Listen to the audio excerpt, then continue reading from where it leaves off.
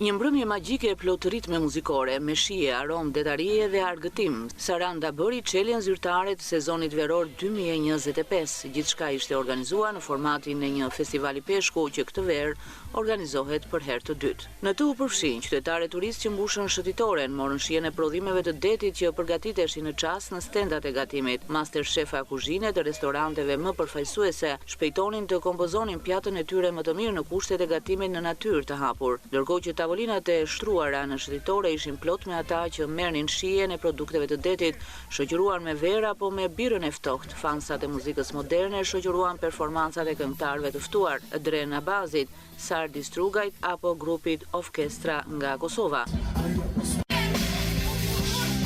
Saranda e fillon e para dhe e mbaron e fundit sezonin në gjithë bregdetin shqiptar, do të thoshte në prononcimin e tij kryetari i bashkisë Ortion Çaçi, ndërkohë që ka veçuar si risi krijimin e një miqësie të re me Rivierën franceze, që është modeli i Sarandës. Vetëm rritje e shifrash, rritje në numrash, vizitorë më shumë të huaj, zgjatje sezonit turistik, patjetër që në Saranda është pretresha e turistë shqiptare. Saranda e fillon e parë dhe mbaron e fundit në gjithë bregdetin shqiptar, kështu që këtë vit veçanti kemi sepse për herë të parë Saranda ka po krijuar një bashkëpunim me një qytet të Rivierës franceze, sepse ndoshta ai ishte modeli i Sarandës, janë qytete si Mentoni, janë qytete që qajnë shumë e njëra tjetrën, gjasojnë shumë, si për nga natyra, si për nga bukuritë, si për nga mënyra, si nga deti, dhe patjetër që neve kemi çfarë të marrim nga Mentoni dhe në fat të madh kryetari i bashkisë Mentoni, që është një mik i madh i shqiptarëve, jo vetëm i Sarandës, vendosi që të bëjmë një marrëveshje me bashkinë e Mentonit dhe një pinjakëzim me qytetin e Mentonit dhe Saranda, ku për herë të parë ka sjellë dhe një delegacion për shefave më të mirë të kuzhinës franceze, për këtë ua them me plot bindjen, të cilët do të vinë këtu dhe do të krijojnë një bashkëpunim bashkë me shefat shqiptar për të kontribuar sadopak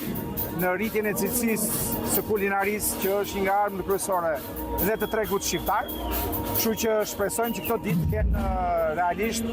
zhvillime shumë të këndshme për qytetin e Sarandës.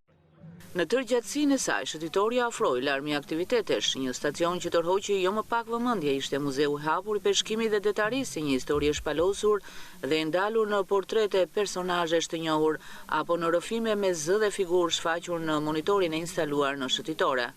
Gjatë gjithë mbrëmjes së 6 qershorit deri në orët e vona, Saranda ishte plot lëvizje, jetë dhe ritëm që i dha fish festival. E gjithë kjo fundjavë pritet të jetë me ritëm gjallërie në rritje prej këtij eventi traditor, por edhe prej pulseve dhe prurjes artistike në rritje, ku Saranda ka hyrë me ambicien për të mbetur në krye të destinacioneve turistike të kërkuara për këtë verë.